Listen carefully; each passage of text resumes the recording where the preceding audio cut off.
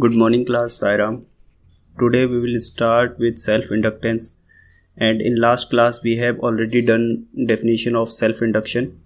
So today we will go for its application, or you can say its.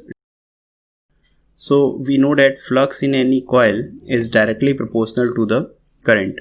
For example, if we have any circular coil and some amount of current is flowing in this circular coil, then due to this current the magnetic field at the center will be equal to mu naught Ni upon 2R. We know this is the value of magnetic field at the center of the coil. Now this flux that is associated with this coil phi, that is B dot A, that flux is directly proportional to B, or you can say flux is directly proportional to current, okay, because value of magnetic field is mu naught Ni upon 2R into area of the coil. So from here also we can say that flux is directly proportional to I. To remove this proportionality constant, we insert one coefficient that is called self-induction coefficient. And if I is 1 ampere, then we can say that L is equal to phi. This L is the constant of proportionality and is known as self-inductance or coefficient of self-induction. Then we have second thing, that EMF for any coil, induced EMF is given by following formula, that E is equal to minus d phi by dt, and we know that this can be written in this form also, d upon dt of phi, and phi is equal to Li. From here we can use, so we will write it minus d upon dt times of Li, and this will become equal to L di by dt. Okay, the same formula has been derived here. So we have a new form of induced EMF, that is minus L times di by dt. Next thing is that we will talk about unit of self-inductance. So it is named as Henry on the name of a scientist who discovered this, and self-inductance is said to be 1 Henry when 1 ampere is current is in coil links with the magnetic flux of 1 Weber.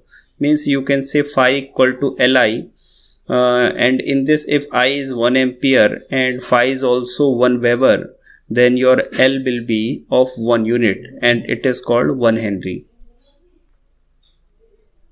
Next thing is that we have to calculate self-inductance coefficient of a solenoid. Okay, so in a solenoid we know that magnetic field is B equal to mu naught Ni, and suppose if we want to calculate the amount of flux related to this, okay, to calculate self-inductance coefficient of solenoid, we can say that flux associated with the solenoid is B into A for 1 turn, and for n turn we can write it that phi total equal to n into B into A, where capital is in number of turns, and you can write it n into B. B is mu naught Ni for any given solenoid, and A is its area. So from here you can write it n into mu naught capital Ni upon L, because small n is capital N by L, and A. So if you will compare it with standard equation, you will get that instead of L we have something else, and that coefficient is L equal to mu naught n square A upon L. So this is basically the value of self-inductance coefficient of a solenoid. Next thing is that we need to determine the energy in any inductor. Energy we can calculate from the following formula, that dW equal to minus EI into dt. Actually this formula has been derived from here, that power equal to, or you can say power equal to work upon time, or work equal to power into time, and power in electric circuit is given by EI or VI. So if you will multiply it by dt, because you want to calculate energy in a small interval of time dt, so you will write it EI and multiply by dt. then dW will become Li into di, because E is minus L times di by dt. We have already done this expression. So if you will integrate that, you will get integration of Li di, and limit will be 0 to I. From there you will get half Li square, because integration of I will be I square by 2.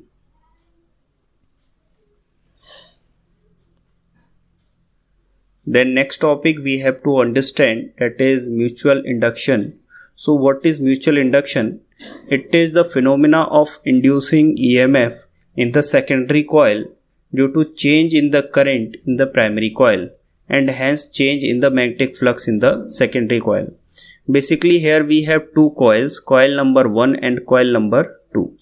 We try to produce some amount of magnetic field in the coil number 1 by providing some amount of current, and then that magnetic field associated with the second coil will get changed. This B will change if you will change the amount of current in the first coil, and when V will change in the secondary coil, you can see that flux in secondary coil is also changing. Okay, and whenever your flux will change, you can say that phi is directly proportional to I, because flux in 2 due to 1 is directly proportional to current in coil number 1. If this current will change, then amount of flux will also change. To remove the proportionality sign, we put a coefficient, that is capital M, and it is called mutual inductance coefficient. If your current is 1 ampere, then you can say that M is phi. So a new definition of mutual inductance is, it is defined as the magnetic flux linked with the secondary coil when unit current is flowing. Suppose this I becomes 1, in that case whatever flux is there in the secondary coil, that is equal to mutual inductance coefficient.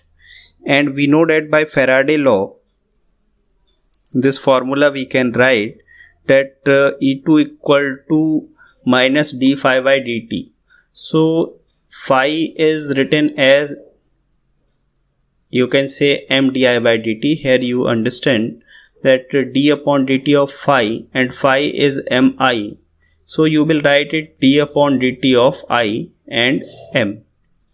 So from here, if di by dt, that is rate of change of current, is 1, then you can say that m equal to E. So a new definition of mutual inductance is again given, that is, it is the induced EMF set up in the secondary coil when the rate of change of current in the primary is unity. The rate of change, that is di1 by dt, this should be equal to 1. Okay, di1 by dt should be equal to 1. In that case, EMF induced in secondary equal to the mutual inductance coefficient.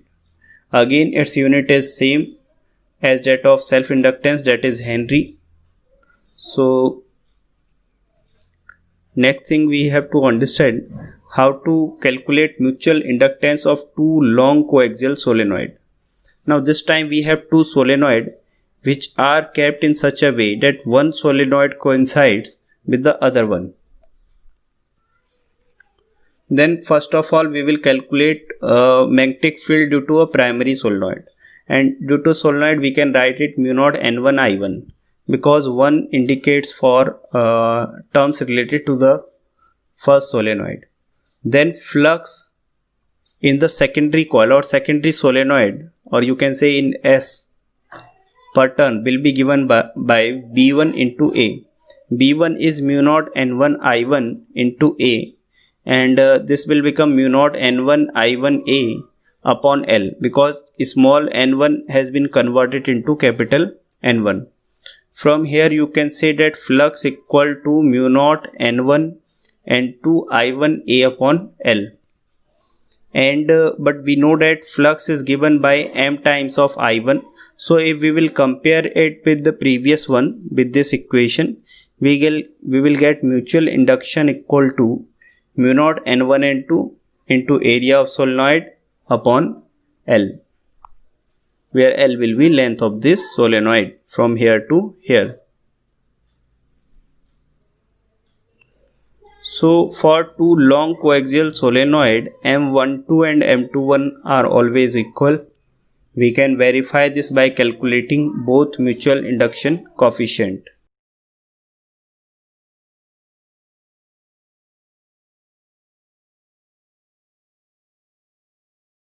So this is all for this chapter, and right now along with this chapter only we will cover the few remaining topics of the previous one, which was the Earth's magnetic component.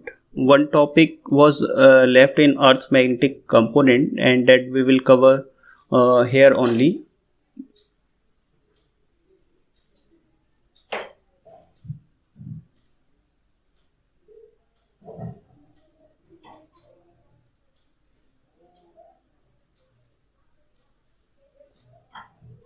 Now try to understand what is that.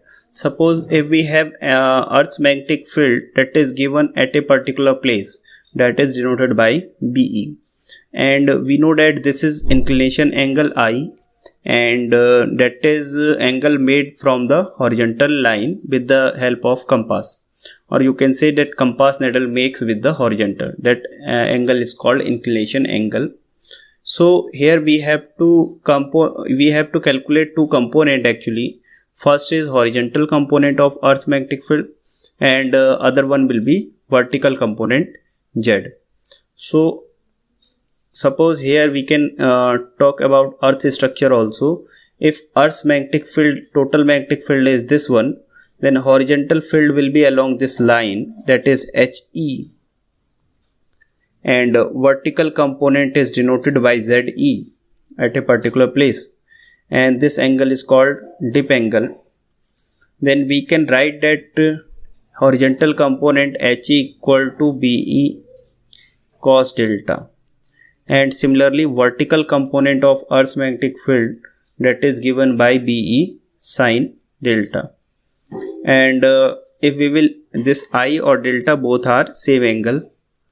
So from here we can get vertical component of Earth's magnetic field to horizontal component, that will come out to be tan delta. So with the help of this formula we can relate three component of Earth's magnetic field, that is vertical, horizontal and dip angle. So this was the formula that was left in the previous lecture.